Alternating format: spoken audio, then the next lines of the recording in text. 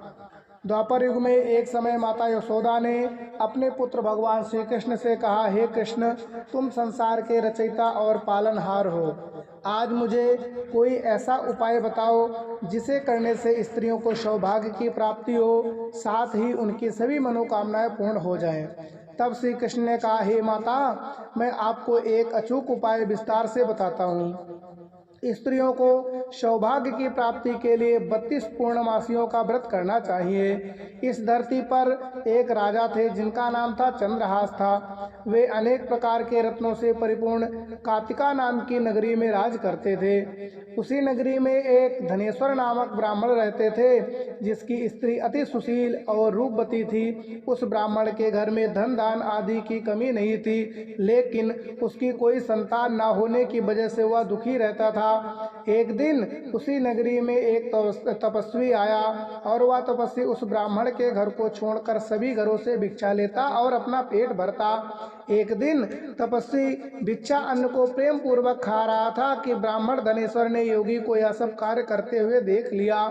धनेश्वर योगी के पास जाकर बोला, हे महात्मन, आप सभी घरों से भिक्षा लेते हैं लेकिन मेरे घर कभी नहीं आते, मैं इसका कारण क्या है जान सकता हूँ? योगी ने कहा, निसंतान के घर भी पतितों के अन्न के तुल्य होती है और ऐसे में जो भी पतितों का अन्न खाता है वह पतित हो जाता है। चूंकि तुम निसंतान हो इसलिए मैं तुम्हारे घर में भिक्षा नहीं लेता हूँ। योगी की इस बात से धनेश्वर को बहुत दुख हुआ और वह योगी के पैरों में गिर पड़ा, कहने लगा, हे महाराज, कृपया करके मुझको पुत्र प्राप्ति का उपाय बतलाइए। मैं पुत्र न होने के कारण बेहद दुखी रहता हूँ। सब कुछ होते हुए मैं खुश नहीं हूँ। आप मेरे इस दुख को दूर करने का उपाय बताएं। यह सुनकर योगी कहने लगे, हे ब्राह्मण, तुम चंडी की आराधना करो। योगी के कहे अनुसार धनेश्वर ने वन में जाकर चंडी की उपासना की और उपवास किया। चंडी ने 16वें दिन उसे अपने सपने में आकर दर्शन दिए और कहा, हे धनेश्वर, तेरे पुत्र होगा, लेकिन वह 16 वर्ष की आयु तक ही जीवित रहेगा। लेकिन यदि तुम दोनों स्त्री पुरुष 32 पूर्णमासियों का व्रत करोगे तो वह दीर्घायु प्राप्त करेगा। प्रातःकाल तुम्हें इस स्थान के समीप ही एक आम का वृक्ष दिखेगा, उस पर चढ़कर एक फल तोड़कर शीघ्र ही अपने घर जाना और वह फल अपनी स्त्री को खिला देना। ऋतु स्नान के बाद वह स्वच्छ होकर भगवान शंकर का ध्यान करके उस फल को खा लेगी, तब भगवान शंकर की कृपा से उसका गर्भ हो जाएगा।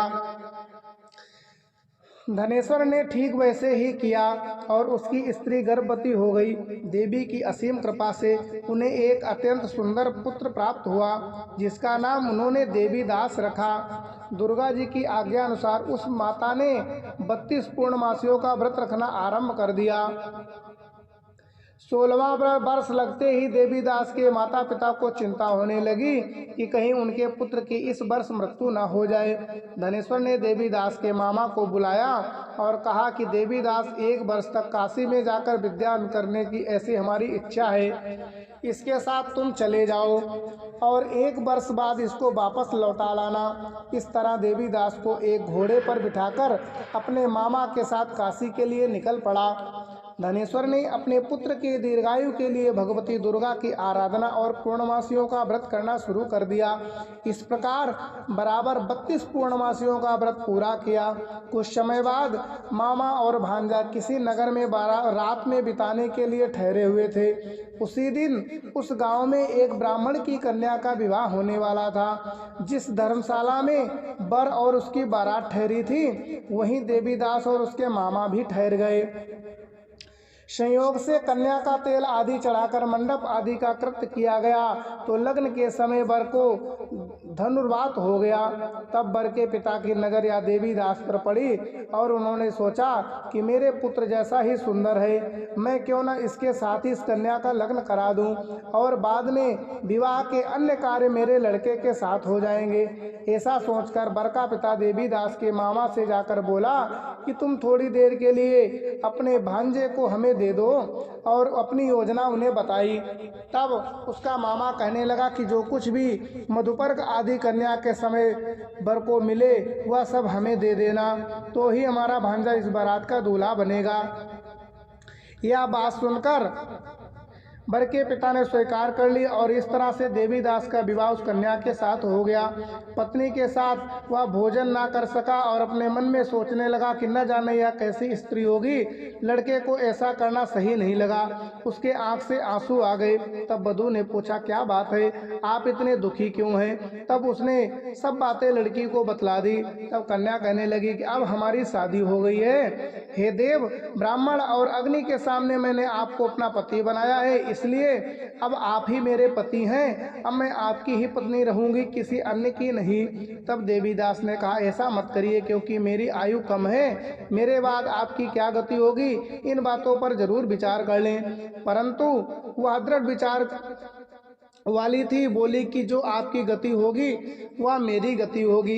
इसके बाद देवीदास और उसकी पत्नी दोनों ने भोजन किया।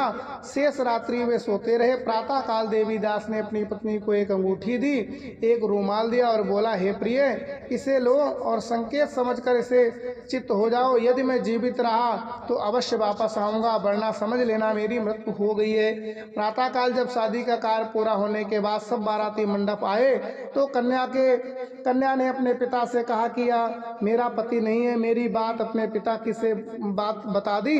बारात वापस चली गई।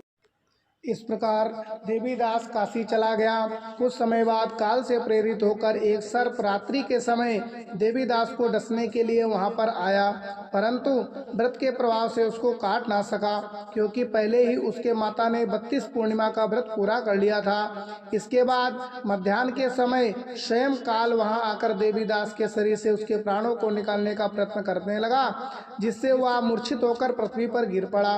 उसी समय पार्वती जी के साथ श्री शंकर जी वहां आ गए।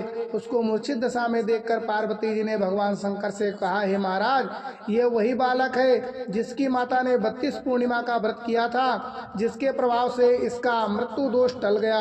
भवानी के कहने पर भगवान शिव ने उसको प्राण दान दे दिया। उधर उसकी स्त्री उसकी प्रतीक्षा कर रही थी। जब 16वां वर्ष व्यतीत हो गया तब देवीदास भी अपने मामा के साथ काशी से चल दिया। वह कुछ दिन बाद अपनी पत्नी के घर पहुंच गया। लड़की के पिता ने खूब धन के साथ अपनी पुत्री को उसके साथ विदा किया। भगवान कृष्ण कहने लगे, इस प्रकार धनेश्वर द्वारा 32 पूर्णिमासियों का व्रत करने से उसके पुत्र की लंबी आयु प्राप्त हुई। अतः जो भी स्त्रियां ये व्रत को करती हैं वे जन्म जन्मांतर में वैद्यों को दुख नहीं भोगती और सदैव सौभाग्यवती रहती है। यह व्रत पुत्र पौत्रों को देने वाला तथा संपूर्ण मनोकामनाओं को पूर्ण करने वाला है। बोलिए शंकर भगवान की जय हो। अगर आपको ऐसी कथाएं पसंद हैं तो कृपया शेयर, लाइक या कमेंट जरूर करें। कृपया अपने किसी भी तरह के सुझाव अथवा विचारों को हमारे साथ अवश्य शेयर करें। प्रेम से बोलो लक्ष्मी नारायण भगवान की जय हो। आप सभी को पूर्णिमा व्रत की हार्दिक शुभकामनाएं। आपका दिन मंगलमय हो और आप पर माता लक्ष्मी की सदैव कृपा बनी हो। श्री